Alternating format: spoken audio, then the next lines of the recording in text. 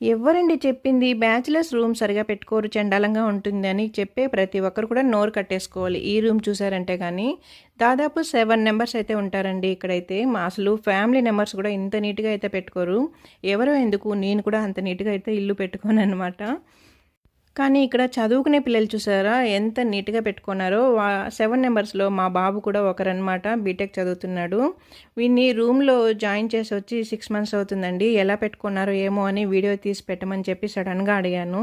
వెంటనే అయితే వీడియో తీసి అయితే పెట్టేశాడు. చూసారా ఎంత నీట్‌గా అయితే రూమ్ సర్దుకొనున్నారో. షూస్ పెట్టుకోవడం కానీ, రీడింగ్ టేబుల్ దగ్గర కానీ, ఇంకా బెడ్స్ అంతా నీట్‌గా పెట్టుకున్నారండి. అసలు ఈ కాలం అమ్మాయిల కంటే కూడా అబ్బాయిలు చాలా నీట్‌గా అయితే పెట్టుకుంటున్నారు కదండీ! ఎంతమంది దీనికి ఒప్పుకుంటారో కామెంట్ చేయండి. అలా అని అమ్మాయిలు పెట్టుకోరని కాదు, పెట్టుకునే వాళ్ళు పెట్టుకుంటారు. కానీ కొంతమందైతే ఎక్కడివక్కడ వేసేస్తూ ఉంటారు కదా! అలా అందుకని చెప్తున్నాను.